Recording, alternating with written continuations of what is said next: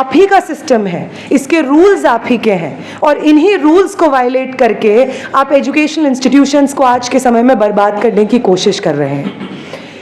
आप अगर इस देश भर में जो स्टूडेंट्स अपनी अपनी यूनिवर्सिटीज़ को, जो फैकल्टी मेंबर्स अपनी यूनिवर्सिटीज़ को, नॉन टीचिंग स्टाफ अपनी यूनिवर्सिटीज़ को बचाने की कोशिश कर रहे हैं, उनके संघर्ष को देखेंगे तो आपको एक बहुत कॉमन फैक्टर मिल जाएगा, जिसमें academic accountability, of course autonomy एक चीज़ है, फी हाइक के खिलाफ लड़ाई एक चीज़ है, करिकुलम को सेट करने की आज़ादी एक चीज़ है, political intervention, administrative bureaucratic intervention ना हो ये एक चीज़ है, लेकिन फंडामेंटल रूप से जो लड़ाई है, जो फंडामेंटल आइडिया पे हम लोग लड़ रहे हैं, वो आइडिया ये है कि वो यूनिवर्सिटीज़ जो किसी भी देश के आइडियाज़ को रेगुलेट करने, जनरेट करने की जगहें होती हैं, उन पे अटैक करके उनका एक पॉलिटिकल रेजिमेंटेशन हो रहा है। और दूसरी बात, आई थिंक मैं वहाँ से शुरू करेंगी जहाँ से सर ने छोड़ा, जो उन्होंने अपनी कहानी बताई कि जब वो दिल्ली आए थे तो हिंदी इंग्लिश नहीं जानते हुए बहुत साधारण से परिवार से आते हैं, और ये एक पब्लिक यूनिवर्सिटी एजुकेशन का ही रिज़ल्ट होता है कि आज सर यहाँ पे बैठ रहे हैं और हमसे बात कर रहे हैं। ये कहानी सिर्फ सर की कहानी नहीं है, ये कहानी आप अगर पब्लिक यूनिवर्सिटीज़ में जाएंगे तो वहाँ के बहुत सारे स्टूडेंट्स की कहानी होती है। ये कहानी जो आम लोगों के सपनों को सच करने की कहानी होती है। आम साधारण परिवार से आने वाले लोग, जिनकी इससे पहले की पीढ़ी शायद हायर एजुकेशन में नहीं पहुंच पाई थी, और ये इन पब्लिक यूनिवर्सिटीज़ की देन होती है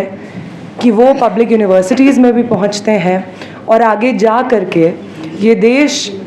में मीडिया में, गवर्नेंस में पब्लिक इंटेलेक्चुअल्स बनते हैं। ये देश खुद को कैसे देखेगा, समझेगा, ये चीज़ डिसाइड करते हैं। और आज के समय पे जो पब्लिक एजुकेशन सिस्टम पे हमला है, वो इस सपने पे हमला है कि आम लोग जो समझते हैं कि एक बेहतर दुनिया पॉसिबल है, और ये सपना उन्हें यूनिवर्सिटीज़, पब्लिक यूनिवर्सिटीज़ और कॉलेजेस से मिलता है। ये सपना फलता फूलता इन स्पेसेस में है, इनके डेमोक्रेटिक इंस्टीट्यूशंस में है। इस सपने के ऊपर ये हमला है।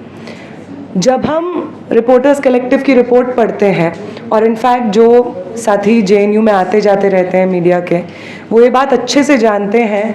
कि वो 7 केसेस को देखते हैं, लेकिन अगर आप जेएनयू के स्टूडेंट से बात करेंगे, आपको हर स्कूल में, हर सेंटर में न जाने इस तरीके के कितने केसेस मिल जाएंगे, जहाँ पे इस तरीके से टीचर्स जब क्लास में एंटर करते हैं, पढ़ाने के लिए बैठते हैं, तो वो कितने इनएक्सपीरियंस्ड हैं। और इनफैक्ट सिर्फ इनएक्सपीरियंस नहीं है, उस जिस फील्ड में वो एकेडमिशियन बन के आए हुए हैं, उस फील्ड के बारे में कुछ जानते नहीं हैं, एक पॉलिटिकल फेवर गेन करके वो हमें पढ़ा रहे हैं। ये बात कितनी अपेरेंट हो जाती है हम स्टूडेंट्स के लिए। ये बात आप सब लोगों के लिए जो मीडिया के साथी हैं, जो जेएनयू आते जाते रहते हैं, ये शायद नई चीज़ नहीं होगी। ये भी शायद नया नहीं होगा आपके लिए कि वो तमाम फैकल्टी मेंबर्स जो डीयू में, जेएनयू में, इलाहाबाद यूनिवर्सिटी में, अलग अलग पब्लिक यूनिवर्सिटीज़ में पढ़ाते रहे हैं,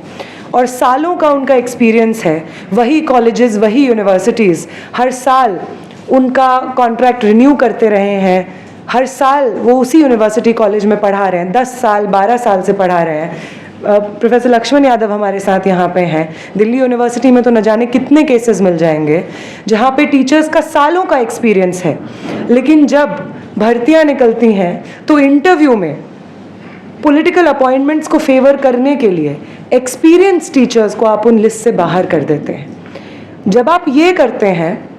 तो ये सिंपली इसकी बात नहीं होती है कि अच्छा जो सत्ता में आता है वो तो अपने लोगों को भरता ही है ना।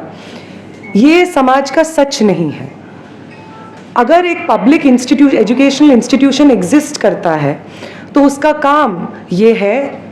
कि वो अगले जनरेशन के रिस्पॉन्सिबल सिटीजन्स प्रोड्यूस करेगा।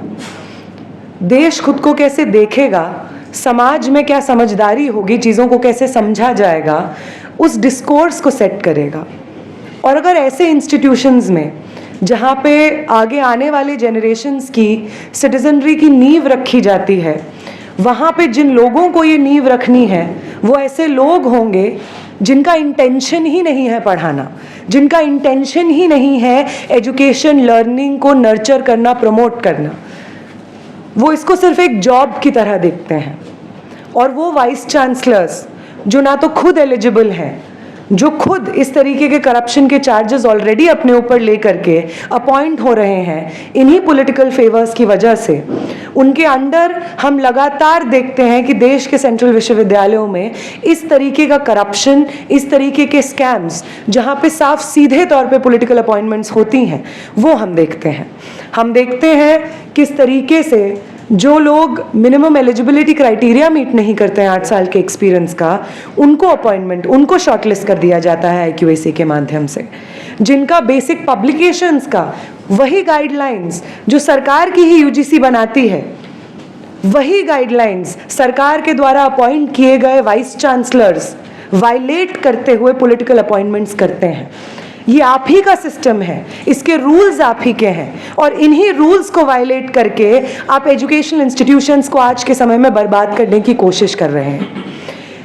आप अगर इस देश भर में जो स्टूडेंट्स अपनी अपनी यूनिवर्सिटीज़ को, जो फैकल्टी मेंबर्स अपनी यूनिवर्सिटीज़ को, नॉन टीचिंग स्टाफ अपनी यूनिवर्सिटीज़ को बचाने की कोशिश कर रहे हैं, उनके संघर्ष को देखेंगे तो आपको एक बहुत कॉमन फैक्टर मिल जाएगा जिसमें academic accountability, of course autonomy एक चीज़ है, फी हाइक के खिलाफ लड़ाई एक चीज़ है,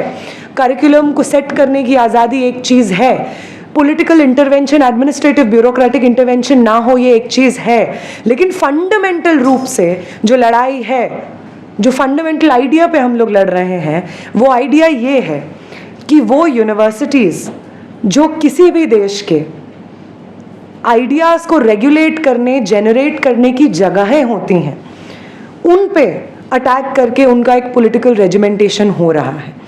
चाहे हम वो VBSA के थ्रू देख लें या NTA के थ्रू देख लें, ये तमाम तरीके के अटैक्स